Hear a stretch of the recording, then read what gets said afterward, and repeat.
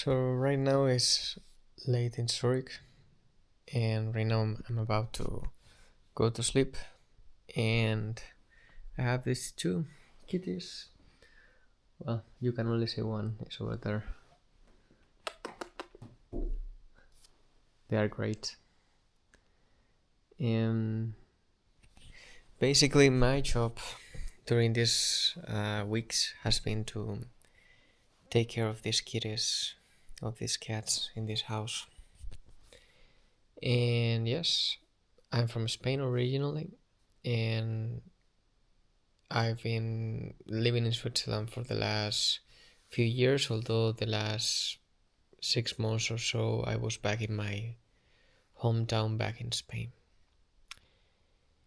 And I basically left my home. I'm gonna be in exactly 18 days completely homeless. And I'm recording this just because I want to document the process. I think I've always tried to document everything through videos, and I think always good things happen when you put out whatever is you are going through. But yes, I'm 28 years old, and I'm planning what I'm gonna do after this. My plan is honestly to go to the airport and to dress up nicely, and I keep having my luggage. And since I don't have a car, I don't have anything, I think the airport probably would be the best way. So I could just stay in the airport and walk around and go around the airport here in Switzerland. And if I get stopped by the police or whatever, I will try to book a cheap flight here from Europe, which they are usually very cheap. So I will take it as a fine if someone tries to kick me out of the airport. But yeah, it's not ideal considering that I lost everything due to my family. My family, they basically took everything away from me. I mean, not really they took it away, but I have to renounce to leave it out because I didn't have the capacity to take it with me. I mean, probably I will make more videos if this is interesting to someone or someone wants to know more about this story. But I come from a very abusive family. I mean, I don't know if it is very abusive, but abusive enough for me to make it like hell on earth, honestly. Like literally hell on earth. My mother, she was extremely judgmental, abusive, cold, distant, and plain on mean. Like, she was just mean, and she is just mean. She will insult me, she will threaten me to kick me out of the house. And I like when you hear about people like saying, yeah, my parents, if anything goes wrong, they are there to support me, or at least I know they are there. In my case, I think I had it, I think even worse than people who are not having a family, because I mean, I don't want to undermine anyone's experience, but people who don't have a family, at least they know that they don't have a family, so at least either social services or the government or relatives or friends, they empathize very easily with them, because they are like, okay, well, your parents die in a car crash or whatever happened. But in my case, no one can understand my situation because I do have a family. and on the family pictures and on Facebook and on social media and everything, it looks like a nice family, like middle class family from Spain, stable, secure jobs. They smile on the picture, so they should be happy. But on my side, I took all the weight, all the emotional weight of my family, all of that. And I didn't realize about it until I was later on. I thought all the blame was my fault, like the reason why my parents they were mean to each other, to myself. I never saw my parents like holding hands or kissing each other or showing any type of affection whatsoever. I had a younger sister, I still have it, although she was the golden child, so for my family was like the source of happiness and the source of nice and emotions, and everything was so great about her, and she loved that spot, so I was the scapegoat probably.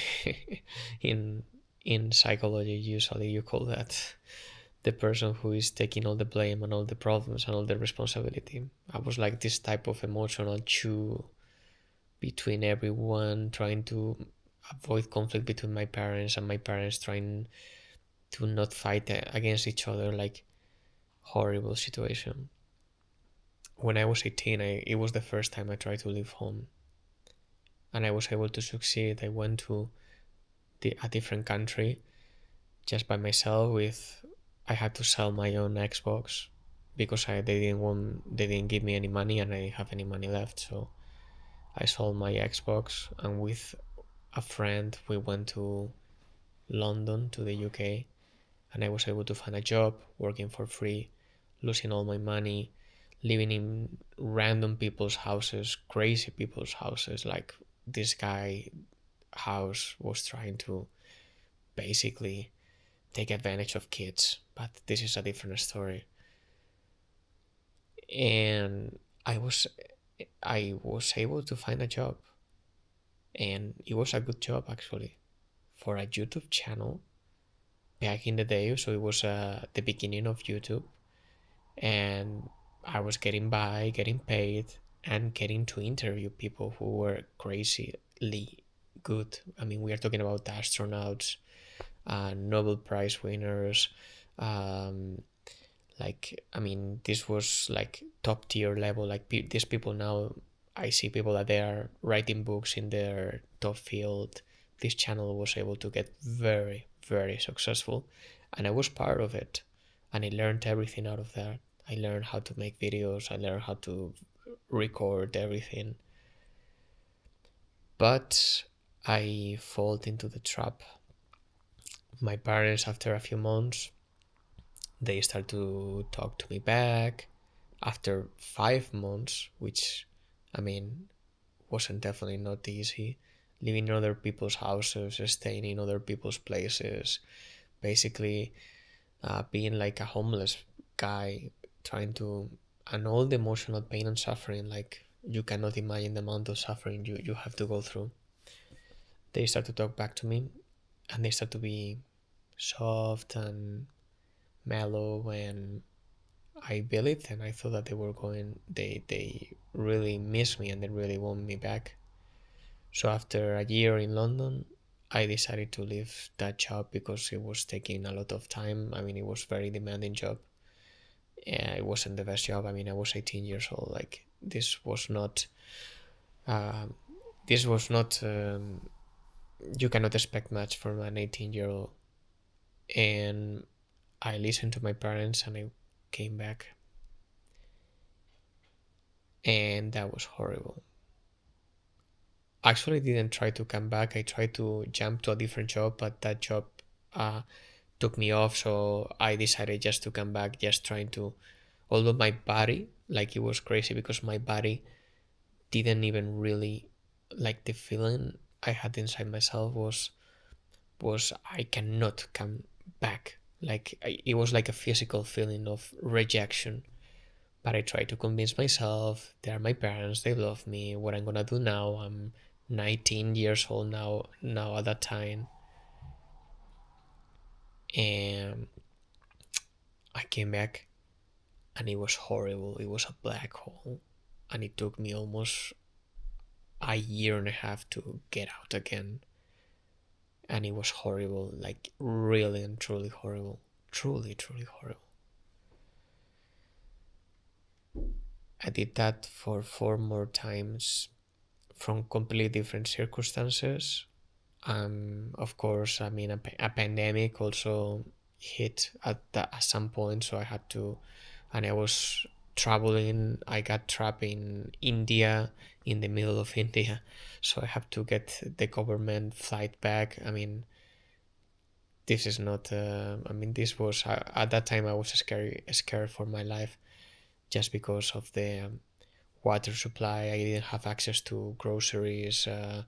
I mean, India went crazy with the pandemic, and I was trapped in the middle of India. I was 22, I think, at that time. 23, I think. But 4 more times going back to my parents' house with the main belief that maybe if I did X, if I did Y, or after C happens, they had changed or things had changed enough for them to make things work with me. I mean, maybe in the US or in other English speaking countries, people are more individualistic than in Spanish speaking countries or Latin speaking countries. But in Spain, is like they have this idea and concept that family is everything that you have, and it's like your social support. Since the economy in most of those countries, and including Spain, is not great, it is like the English speaking countries. I think you are able to get more independent because I mean you start to work and you make some money, and then you go move on, and you assume that your parents are not the only persons that you have to connect. Or and if your parents are horrible, I mean your parents can be drug dealers, they can be I mean they can be horrible people. I mean the fact that they made a child doesn't mean that they become suddenly amazing. But in Spain, they have like this idea that the family is something very important and something that you have to bond and you have to be there with, and it's basically like this kind of tribal thinking about family. And I know a lot of friends that they are not happy with their families and they won't do anything and they are stuck for a very long time just because their family is it means everything. Like to reject your family means like you basically are going to die. So I think that's also the case why I came back so many times, because deep in my subconscious, deep in my mind, deep in my culture, I thought that okay, maybe I was wrong. Maybe I could do something different. Maybe they could maybe they have changed. But one time after another, it was worse and worse and worse until now, when at 28, I basically crashed and burned. Like after 10 years, since I was 18 until 28, although I have been coming back and forth from my parents' house because of these different moments and situations of life crisis, mentally I never felt like I'm at home. Like I never felt like okay, I can rest for this month, or I know where next month I'm going to be. Like in 10 years I never know where I'm gonna be in the next month or so, apart from a few exceptions that I try to consciously try to stay in one place. But for most times it's not like It's not like, okay, where I'm gonna be next month or where I'm gonna be tomorrow. Even when I go back to my parents' house, it's like, tomorrow if I have the money I will leave. Tomorrow if I have the money I will leave no matter what. So I'm always on the go. I can never relax. And also I think I haven't been able to find, I don't know why, I don't know what I'm doing wrong. Maybe I'm being too idealistic, maybe I'm trying to chase dreams too hard. But I never found a safe enough space where I can simply relax and trust that nothing wrong is going to happen, or at least nothing extremely wrong is going to happen. And trust me, I lived a lot of scenarios from people who promise you something and then you see that they have different intentions, to people who are simply unaware and they are not able to provide you with a safe space, to jobs that they try to exploit you, to jobs, also jobs that they pay you good enough money, but when you get to those jobs, maybe you are so exhausted that you crash and burn. I left it all, everything, but a safe space where no one, nobody, and nothing ask anything other than exist.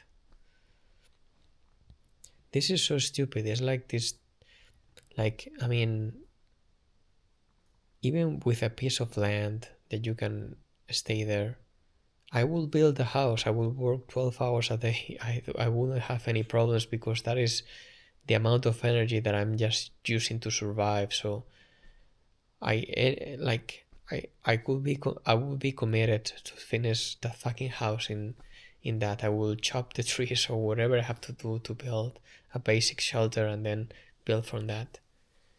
But the problem is that, at least in my case, I feel that I'm in this system that everything is owned by someone else, and in terms that for you to be able to get that you want to own, you have to go through all these hoops that other people have put through.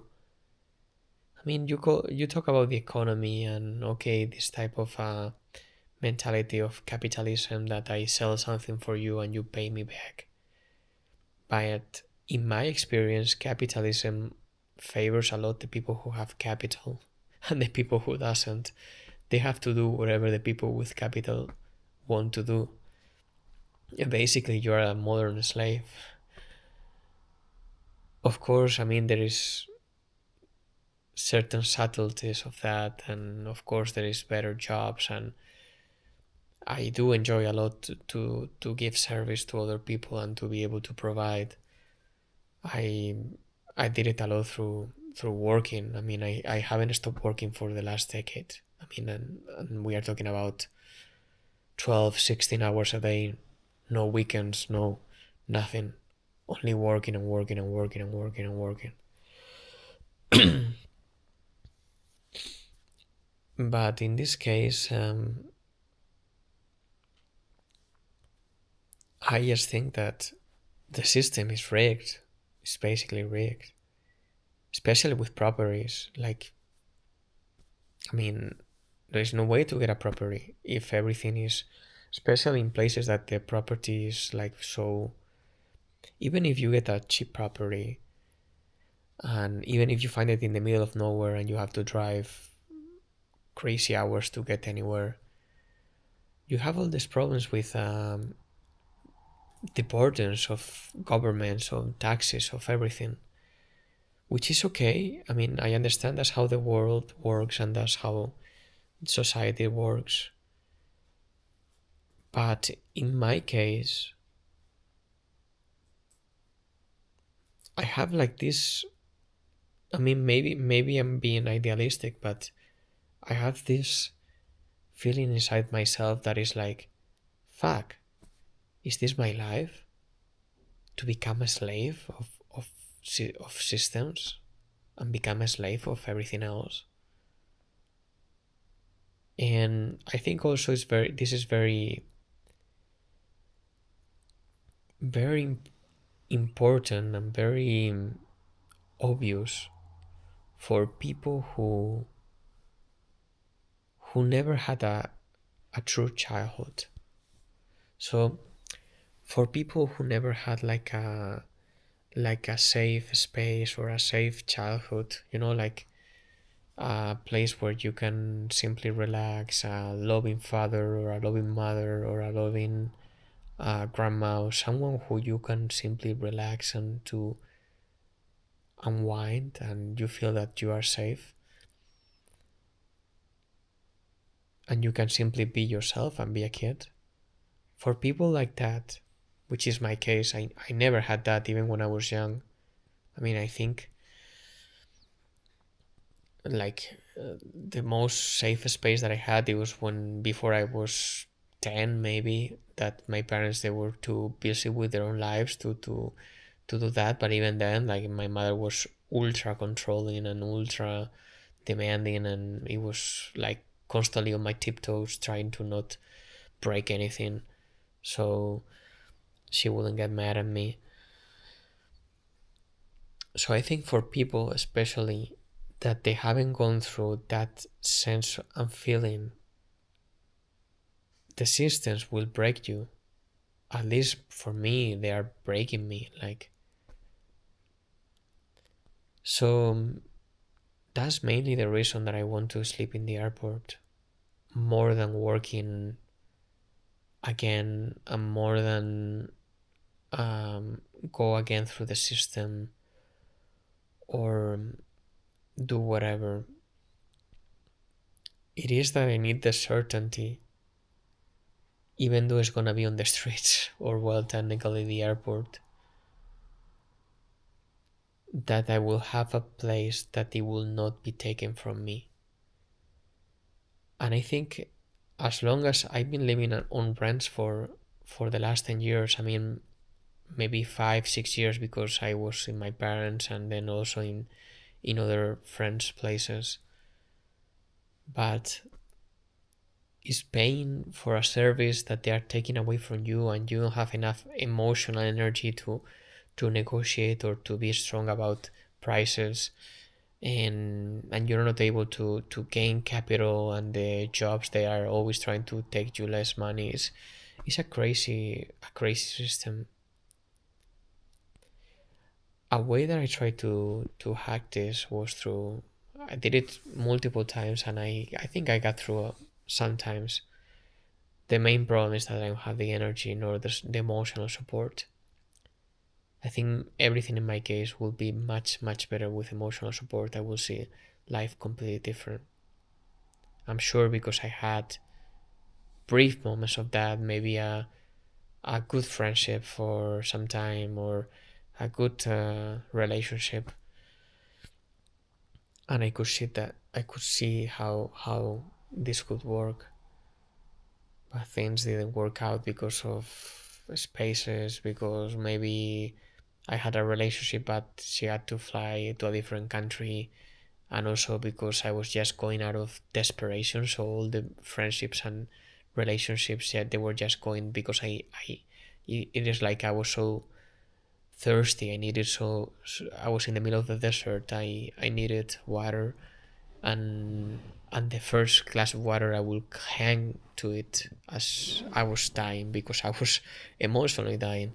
So that also scares people away, and but I think I never scare people away, but I took the decisions out of desperation. So I didn't take the right partner or the right friends. I was just whatever felt as safe as I could, and I just grabbed it, and then that has its own consequences in the future. A few ways I tried to hack the system was, one of them was through buying a caravan. I bought a caravan. Well, I tried to buy it with my with a loan, But my parents, when they found out that I was going to buy the Caravan, they tried to convince me to buy a better one because I was buying a very, very shitty Caravan with not even a bathroom. I had to tow it with my car, and it was very, very old. And my parents, they convinced me to loan me the money I was going to ask for credit to buy it, and that was going to get me very high interest. And but it was a very small loan. It was like $1,000, so I thought that I could get by easier. But they convinced me to get one that it was $4,000, so it was 4 times the price. And my mother, she decided to give me half as a donation, so I will only have to pay for $2,000, and my father, he will loan me the other 2,000, so I will have to pay for it. And I thought it was like, okay, well, I would pay 200 per month, and in 10 months, I mean, I was planning to live in the Caravan. I set everything up, I prepared everything up. My father also took it as a project, so he helped me to set everything up.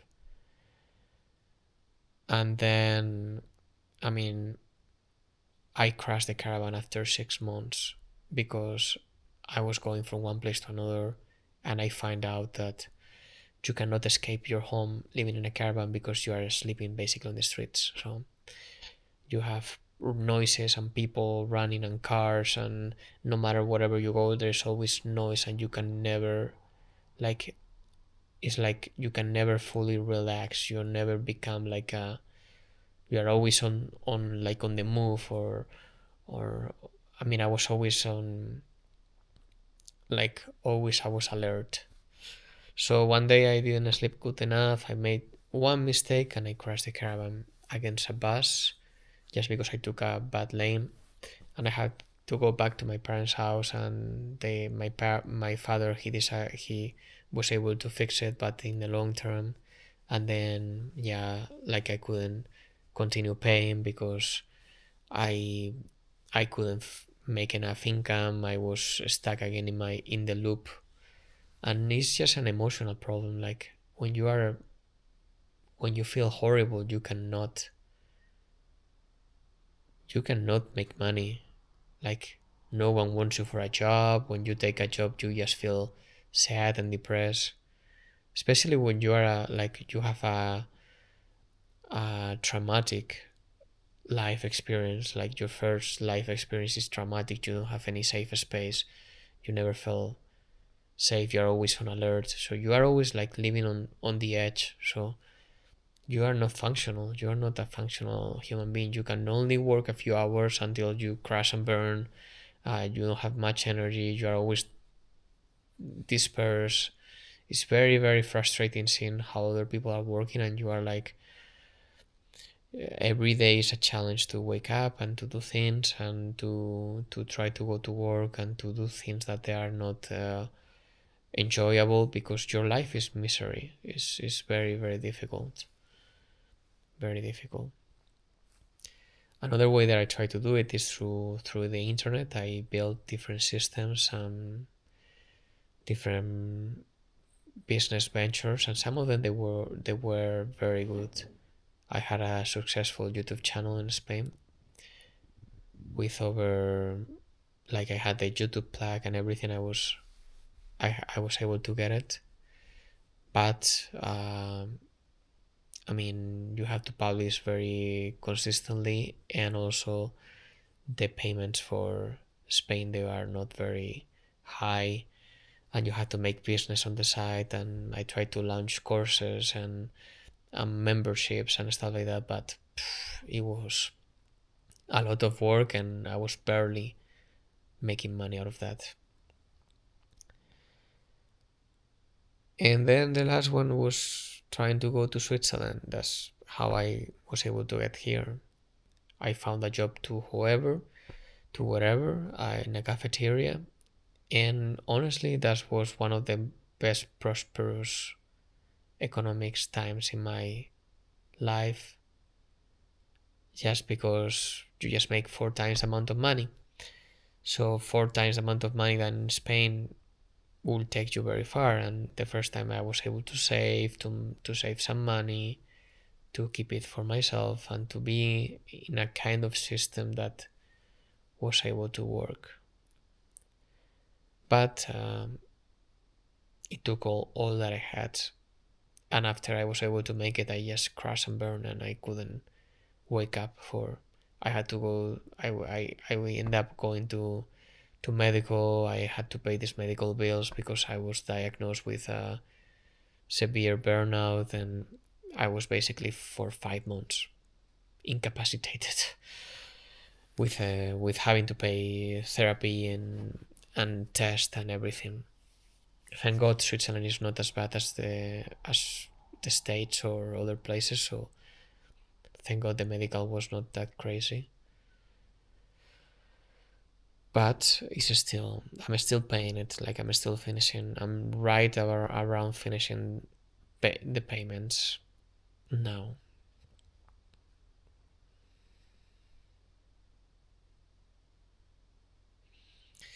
So what's my plan? Basically, my plan is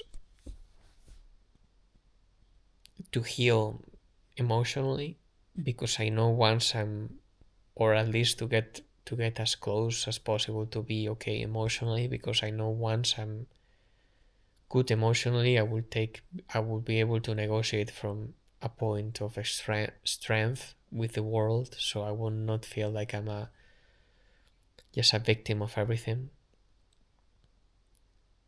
And for that, I will try to go to a place where no one is expecting anything from me.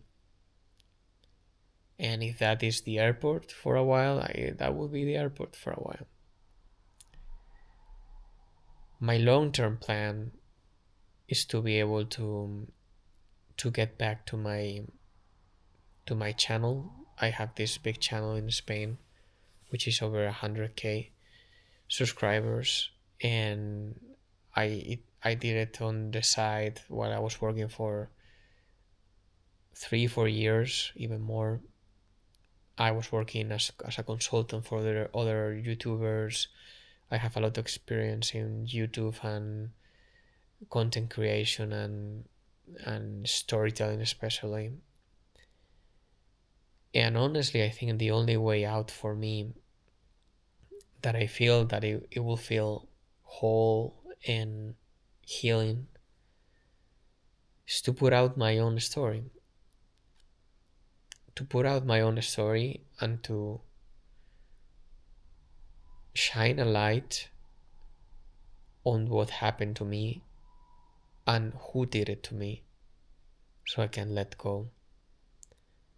For all this time, I was trying to protect my family, protect my surroundings, trying to heal myself so I could be a better son, a better part of the family. I would try to win their appreciation. But after 10 years, I simply just let go. I'm just sad. I'm not even mad anymore. I'm just tired of all these things. And also tired of the silence. The silence of not being able to speak my truth clearly. To have to, it's like to have to run on broken legs when the people who broke you the legs are basically just blaming at you everything. So sure, my life is gonna be horrible and it's gonna be hard just because I had a rough start. But I already did it for 10 years, so it's not gonna get any worse. At least I'm not there anymore, and I would rather live on the airport for as long as I can, other than going back to their house. They took away my caravan just because my father, although he's not a bad person, I think my mother's is much more mean than my father. My father, he tries his best, but he decides to stay a victim in the system, He's a victim in the. He decides to stay as a victim. He enjoys to be a victim. He enjoys to get the attention as that. He tries to get me. He was a failure as a father. He he was never able to help me emotionally, like to try to show me around the world, to walk by me. The moment I started to become older, he did it when I was younger, but the moment I started to become older, he saw me as his competition and trying to show himself as better off. As I said, he is still not a bad person, and for example, he helped me physically. He fixed the caravan, and he was there to for the purchase, and he was okay-ish. But okay-ish is not enough for a father. He I mean, is something like you're talking about your kid. I mean, you are not. He was acting like a distant uncle, not like a father. He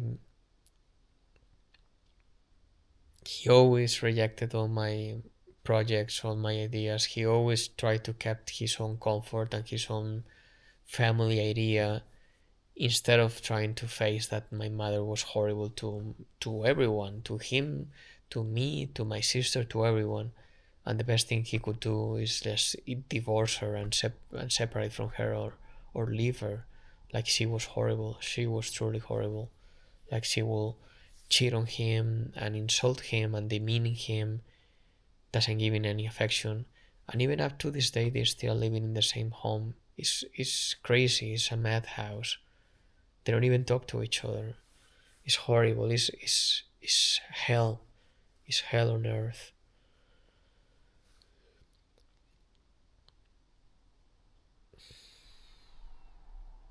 But yeah, he tried to help me physically because he's just demeaned by his emotional capacity. I guess he doesn't really understand or get or anything. But by doing that process, I basically lost all my possessions because my caravan is connect. It was connected to my car.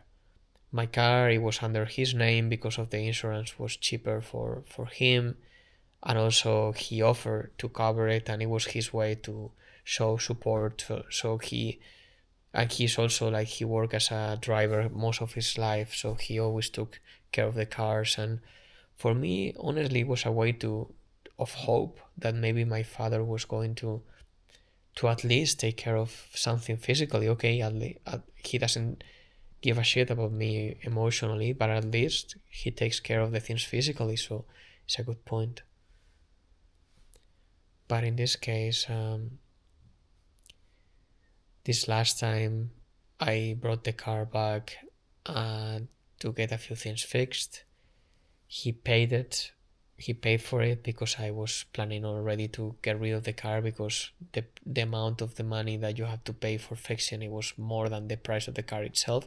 So it's like, okay, well, let's let's leave the car. Like the car is done. But he paid for it and he kept it. And when I need the car, he basically said to keep it around a certain area in a certain distance just because he will break away. So then I will not have any car, but also I will be stuck to a car that I already was using. So I was in this middle ground and it was his property, so it was under his name, and if I had to pay everything for keeping the car and I was not planning, and also the caravan was in his land, so I couldn't move it. If I had to move it, I had to move it in a certain area around it, and I wanted to live far away from Spain, so I couldn't move it to Switzerland or to a place where I was planning to move. So I was stuck around this area. So, and also all this weight and all this emotional depth that he was putting in just to keep me in like all these repairs start to take a weight. He started to argue about that he was keeping it for me, and feeling more guilty and more debtful, and also the money that I didn't end up paying for the caravan, that it was on hold until I was able to make the money. And this is crazy for me. I was trying just to save money to be able to move out, and he was, yeah, it was this power move that he was trying to do. So I just left and I let it go. So now the plan is, in the next few weeks I'm gonna try to go full on my project with YouTube. Try to relaunch this YouTube channel. Today has gone out the first video. I haven't seen anything because it's been a while since I haven't published anything, just because of my mental process, I mean mental state. And then after that I will launch this project. I think it has a very good opportunity. I can dive deep into more of this if someone is interested about this, but I mean, my I had a few videos before in my YouTube channel with a few of them, they have more than 500,000 views. So even in Spain, 500,000 views is still a lot of people, and that will get me at least enough to survive and to make some money. And now I was able to finish this my work, which is this book that I'm writing, which is my life story, taking the legal concerns, having to change my name so it will not be recognized, and the things that I can say about them, it will not be traced back to them. And my plan is to sell it. I may make money with the hope that maybe karma gives me money back to be able to get my own space at some point, or at least a piece of land somewhere, no matter where in the world. Maybe I will have to go to Africa or to Asia to find land, or to South America to find land where I can stay, and no government and no one will tell me anything. But yeah, I'm gonna try to document on this channel maybe some things if this video is interesting to some people. So let me know in the comments if someone is watching this, if they would like to know more about this. I can do daily updates if that's something that interests to people. For me, this is a way also to open up to different people, not only in Spanish but also in English, and also in different. So I think people who speak English, they usually have more understanding of emotional difficulties. I think in Spain and Spanish speaking is not as understood. And yeah, let me know if this is something interesting to people. I hope it is. I wish you the best, and see you at another time. Bye bye.